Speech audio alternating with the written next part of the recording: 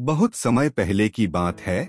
एक छोटे से गांव में जहां खेत खलिहान, हरियाली और मिट्टी की सोंधी महक हर तरफ फैली रहती थी।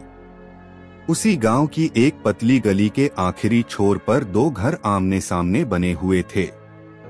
इन घरों में दो विधवा महिलाएं सुमित्रा और वैदेही रहती थीं। दोनों की उम्र 28 से 32 वर्ष के बीच थी और उनकी सुंदरता पूरे गांव में चर्चा का विषय बनी रहती थी।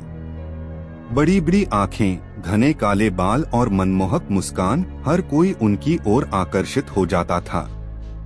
लेकिन उनकी सुंदरता के पीछे एक गहरा दर्द छिपा था। दोनों के पति का स्वर्गवास हो चुका था और विधवा होने का बोझ उनके कंधों पर आ पड़ा था।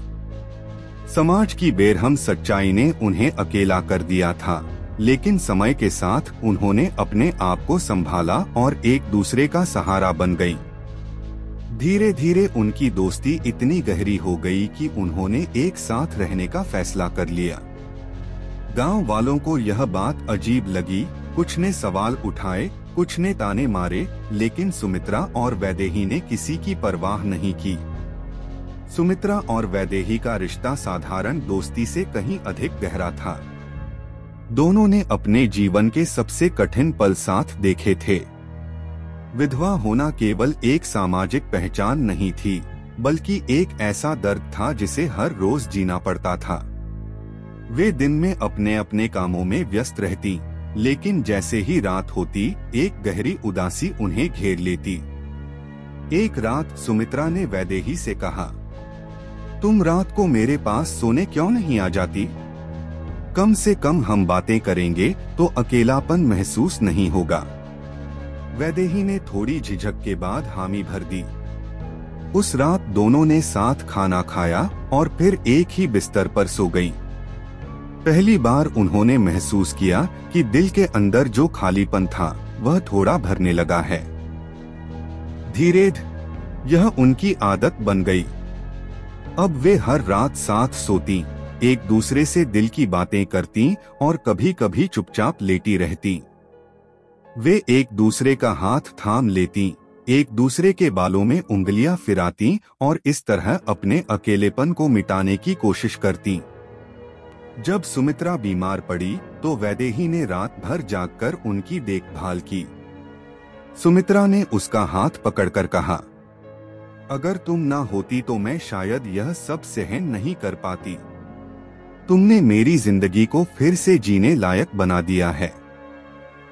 वैदेही मुस्कुरा दी और बोली, हम एक दूसरे का सहारा हैं, हमें किसी और की जरूरत नहीं। गांव के लोगों की बातें उन्हें परेशान करती थीं। लोग कहते, दो विधवा औरतें एक साथ क्यों रहती हैं? उनका रिश्ता क्या है? लेकिन वे सबकी बातों को नजरअंदाज कर देती। एक दिन गांव में एक युवा साधु का आगमन हुआ। वे लगभग 35 वर्ष के थे, लंबे, आकर्षक और चेहरे पर तेजस्वी आभा लिए हुए। वे गांव-गांव घूमकर भिक्षा मांगते और लोगों को धर्म और अध्यात्म का ज्ञान देते थे। उनकी वाणी इतनी प्रभावशाली थी कि जो भी सुनता मंत्रमुग्ध हो जाता। सुमित्रा और वैदेही ने पहली बार साधु को गांव के मंदिर में देखा। उनका व्यक्तित्व और गंभीरता दोनों महिलाओं को प्रभावित कर गई। सुमित्रा ने वैदेही से कहा, इतने समय बाद किसी पुरुष को देखा है जो इतना प्रभावशाली है। उनकी सादगी और बातें मन को मोह लेती हैं। वैदेही ने सहमति में सिर हिलाया, सच कह रही हो, उनकी उपस्थिति में कुछ खास है। कुछ दिन बाद साधु भिक्षा मांगते हुए उनके घर पहुँचे। सुमित्रा ने दरवाजा खोला और आदर से कहा, महाराज कृपया अंदर आइए। साधु ने झिझकते हुए कहा, मैं केवल भिक्षा मांगने आया हूँ। लेकिन सुमित्रा के आग्रह पर वे अंदर आ गए। वैदेही ने जल्दी से फल लाकर दिए। दोनों ने साधु की सेवा में कोई कसर नहीं छोड़ी। साधु ने देखा कि दोनों महिलाएं अत्यंत सुंदर और आत्मीय थीं। उनके भीतर एक अजीब सी बेचैनी उठने लगी। सुमित्रा ने धीमे स्वर में कहा, इतने समय से किसी पुरुष का साथ नहीं मिला। यह साधु हमारे अकेलेपन को दूर कर सकते हैं। वैदेही ने सहमति जताई। वे धीरे धीरे साधु से बातें करने लगीं और उन्हें अपनी ओर आकर्षित करने की कोशिश करने लगीं। महाराज, आप जैसे साधु बहुत कम देखने को मिलते हैं।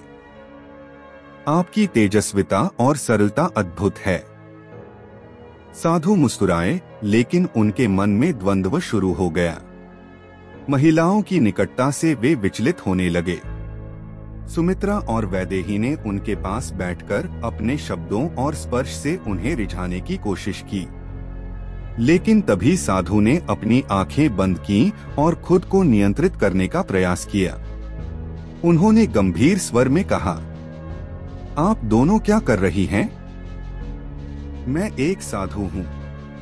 मेरा धर्म और भक्ति मुझे इन मोहजालों से दूर रखते हैं। सुमित्रा ने धीरे से कहा, महाराज, हम आपकी भक्ति को समझते हैं, लेकिन हम भी इंसान हैं। हमारा अकेलापन हमें कमजोर बना देता है। साधु ने गहरी सांस ली और कहा, आपके दिलों में अकेलापन और इच्छाओं का तूफान है, लेकिन यह राह सही नहीं है। यह वासना केवल क्षणिक सुख देगी। सच्ची शांति आत्मा में है, न कि शरीर में। सुमित्रा और वैदेही की आंखों से आंसू बहने लगे।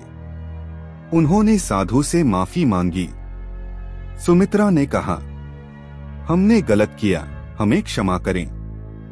अब से हम अपनी जिंदगी को एक नई दिशा देंगे। साधु की बातों से प्रेरित होकर दोनों ने अपने जीवन को अध्यात्म के मार्ग पर अर्पित करने का निर्णय लिया। अगले ही दिन वे गांव के मंदिर गईं और वहां की सेवा करने का धीरे धीरे वे भजन कीर्तन में शामिल होने लगीं और मंदिर को ही अपना घर बना लिया। अब वे दिन रात भक्ति और सेवा में लीन रहने लगी। गांव के लोग जो कभी उनकी नजदीकियों पर सवाल उठाते थे, अब उनकी भक्ति से प्रेरणा लेने लगे।